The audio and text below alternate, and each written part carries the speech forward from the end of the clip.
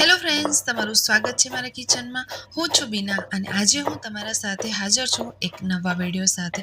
તો ફ્રેન્ડ્સ, આજે આપણે આ ચેનલમાં બનાવવાના છીએ સૂપની રેસિપી. તો સૂપ તો તમે ઘણા પીધા હશે, મંચાવ સૂપ પીધું હશે, ટોમેટો સૂપ પીધું હશે, પણ ક્યારે આ સૂપ બનાવીને ટ્રાય કર્યું છે? જો ન કર્યું હોય તો એક વખત જરૂરથી કરજો, કારણ કે આ સૂપ તમે ગરમીમાં પણ બનાવી શકો છો અને ઠંડીમાં પણ બનાવી શકો છો. ગમે ત્યારે આ સૂપ તમને એકદમ ટેસ્ટી એવું લાગશે અને આ સૂપ અત્યારે તમે ખાસ બનાવી શકો છો. ગરમીની સિઝનમાં તમને પીવાની ખૂબ જ મજા પડશે અને એટલું ટેસ્ટી, એટલું જ ચટાકેદાર બને છે કે તમે આ સૂપ બનાવીને પીતા જ રહી જશો. સાથે સાથે ખૂબ જ હેલ્ધી છે. તો ચાલો મિત્રો, આપણે સૂપ બનાવવાની પ્રોસેસ જોઈ લઈએ. તો ફ્રેન્ડ્સ, અહીં મેં તીખા લીલા જે મરચાં આવે ને એ લીધા છે, તો 1 નંગ જેટલા લીધા છે. અને આ જે સૂપ બનાવી રહી છું ને, એ 3 થી 4 વ્યક્તિને તમે સર્વ કરી શકશો. તો ફ્રેન્ડ્સ, અહીં મેં તીખું લીલું મરચું જે આવે ને એને મેં બારીક કટ કરી લીધું છે. ત્યાર પછી ફ્રેન્ડ્સ, આપણે અહીં લઈ લેવાનું છે અદરક. તો એક નાનો ટુકડો એવો અદરકનો લઈ લીધો છે. તેની છાલ કાઢી અને તેને પણ આપણે ચાકુની મદદથી બારીક કરી લેવાનું છે. ત્યાર પછી મેં એક કુરિયા જેટલું લસણ લઈ લીધું છે, જેને છોલી અને તેને પણ આપણે ચાકુથી આ રીતે એકદમ બારીક બારીક કટ કરી લેવાનું છે. આ બધી જ પ્રોસેસ જે છે ને ફ્રેન્ડ્સ, એ તમે ચોપરમાં પણ કરી શકો છો, પણ જ્યારે આપણે સૂપ બનાવતા હોઈએ ને ત્યારે હું થોડો ઓછો ઉપયોગ કરું છું ચોપરનો, કારણ કે ચોપરમાં અમુક જે આપણે વેજીટેબલ ક્રશ કરતા હોય ને એ પાણી થઈ જાય છે, તો પરિણામે સૂપમાં મજા નથી આવતી. એટલા માટે હું આ રીતે જ સૂપ જ્યારે પણ બનાવું ત્યારે કટિંગ કરી લઉં છું. થોડી વાર લાગે પણ રિઝલ્ટ એટલું બેસ્ટ મળે ને કે આપણે આ સૂપ પીતા જ રહી જઈએ એવું. તો ફ્રેન્ડ્સ, અહીં મેં આદુ, મરચાં અને લસણને તો કટ કરી લીધા. ત્યાર પછી મેં અહીં એક ગાજર લઈ લીધું છે. ગાજરને ધોઈ તેની છાલ કાઢી અને તેને પણ બારીક બારીક મેં કટ કરી લીધું છે. હવે બારી છે શિમલાની. તો અહીં મેં શિમલા લઈ લીધું છે, એને પણ મેં વોશ કરી લીધું છે અને એનો જે અંદરનો આ જે નસોનો ભાગ હોય ને એને આપણે કાઢી લેવાનું છે. અને શિમલાને પણ આપણે એકદમ સરસ રીતે બારીક કરી લેવાનું છે, જેથી કરીને આપણે સૂપ પીવાની ખૂબ જ મજા આવે. અને ફ્રેન્ડ્સ, આ વેજીટેબલ સૂપ છે. આ સૂપ તમે પીશો ને એટલે એ તમારી હેલ્થ માટે ખૂબ જ સારું છે. તો આ ગરમીની સિઝનમાં એકાદી વાર તમે આ સૂપ મહિનામાં જરૂરથી ટ્રાય કરજો. તમને પીવાની ખૂબ જ મજા આવશે.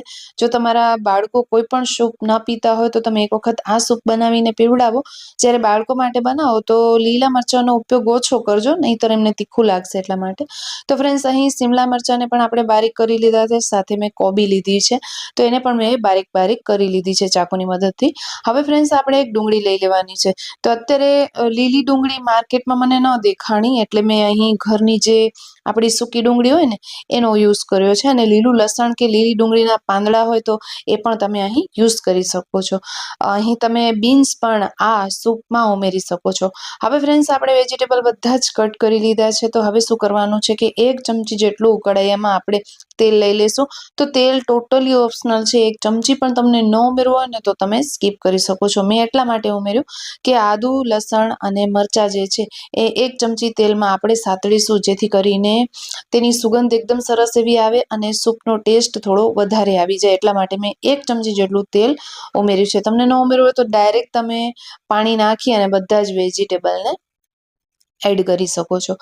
હવે ફ્રેન્ડ્સ, મેં બધા જ જે કટ કર્યા હતા ને એ બધા જ વેજીટેબલ મેં અહીં એડ કરી દીધા છે. હવે 1 થી 2 સેકન્ડ માટે આપણે તેને ચલાવી લેવાના છે, જેથી કરીને બધું જ મિક્સ થઈ જાય. ત્યાર પછી એક કરસ્યો ભરીને મેં પાણી ઉમેરી દીધું છે. તો અહીં 2.5 ગ્લાસ જેટલું મેં પાણી ઉમેર્યું છે. તમે ઘરમાં કેટલા મેમ્બર છો એ પ્રમાણે તમને સૂપમાં પાણી ઉમેરવાનું, જેટલું તમને સૂપ જોઈતું હોય એ પ્રમાણે પાણી ઉમેરી દેવાનું. તો વેજીટેબલ અત્યારે મેં જે ઉમેર્યા છે એ વધારે જ છે. અત્યારે હજી પણ તમે તેનામાં પાણી ઉમેરવા માંગો તો ઉમેરી શકો છો, જો તમે આ માપથી લેશો તો.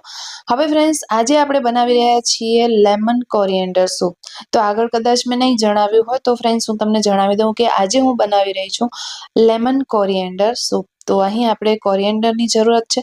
તો અહીં મેં કોરિએન્ડર મતલબ કે ધાણા લઈ લીધા છે. ધાણાને બરોબર રીતે વોશ કરી લીધા છે અને તેની દાંડલીનો ભાગ આવે ને એ હું અહીં કટ કરી રહી છું. તો આપણે દાંડલીનો ભાગ અચૂકથી આ સૂપમાં ઉમેરવાનું છે, કારણ કે એનું નામ જ એ છે સૂપનું લેમન કોરિએન્ડર સૂપ. તો આપણે કોરિએન્ડર થોડા વધારે ઉમેરવાના છે, જેથી ટેસ્ટ એકદમ બેસ્ટ આવે. તમે હોટલનું સૂપ ભૂલી જશો એક વખત મારી રીતે તમે આ સૂપની રેસિપી જરૂરથી ટ્રાય કરજો ફ્રેન્ડ્સ. હવે જે ઉપરના પાંદડા હતા ને એને પણ આપણે સરસ રીતે કટ કરી લેવાના છે. તેને આપણે લાસ્ટમાં ઉમેરીશું અને બાકી બચેલું અહીં જે ધાણા હતા એ આપણે બધા જ ઉમેરી દીધા છે. થોડા ધાણા આપણે બચાવીને રાખશું. હવે ફ્રેન્ડ્સ આપણે અહીં સ્વાદ મુજબ મીઠું ઉમેરી દેવાનું છે. તો તમે જેટલું પાણી ઉમેર્યો એ પ્રમાણે તમે મીઠું ઉમેરજો, વધુ પણ ન ઉમેરતા. એક વખત આપણે મીઠાને મિક્સ કરી લેશું. ત્યાર પછી સૂપને આપણે એકદમ થિકનેસ આપવા માટે અહીં મેં યુઝ કર્યો છે કોર્નફ્લોર. તો મકાઈનો જે લોટ આવે ને એનો મેં યુઝ કર્યો છે. તો 1 ટેબલ સ્પૂન જેટલો મકાઈનો લોટ લઈ લેવાનો છે. તેનામાં આપણે પાણી નાખીને તેને ચલાવી લેવાનું છે.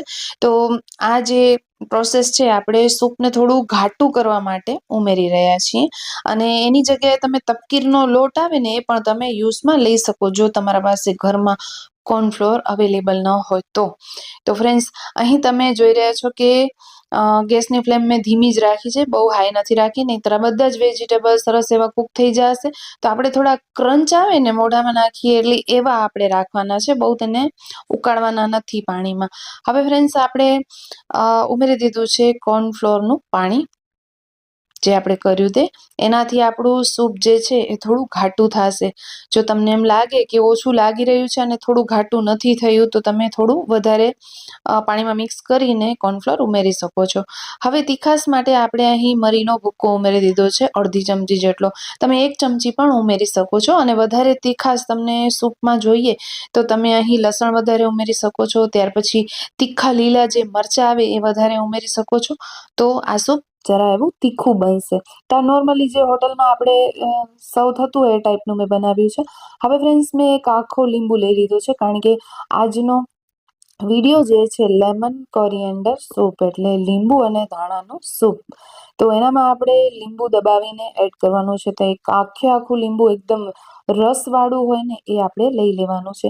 1 થી 1.5 લીંબુ તમે ઉમેરી શકો આ સૂપમાં જો 3 થી 4 જણાની ક્વોન્ટિટી હોય તો. અને 2 જણા માટે બનાવતા હોય તો અડધો ઉમેરવાનું.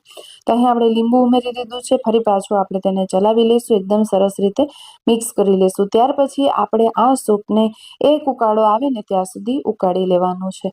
તો ફ્રેન્ડ્સ અહીં તમે જોઈ રહ્યા છો કે આ બબલ્સ આવી રહ્યા છે, સૂપ એકદમ સરસ એવું ઉકળી રહ્યું છે.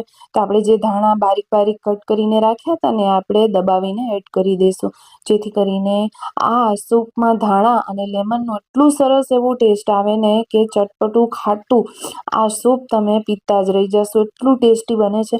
અને મારું તો આ ફેવરેટ છે. હું જ્યારે પણ બારે જમવા જાઉં, હોટલમાં જાઉં તો પહેલાં હું આ સૂપ ઓર્ડર કરું છું કારણ કે મને આ વધારે ભાવે, વધારે વેજીટેબલ હોય છે અને કંઈ પણ બહારના સોસીસ વગર એ સૂપ આપણે સર્વ કરવામાં આવતું હોય છે.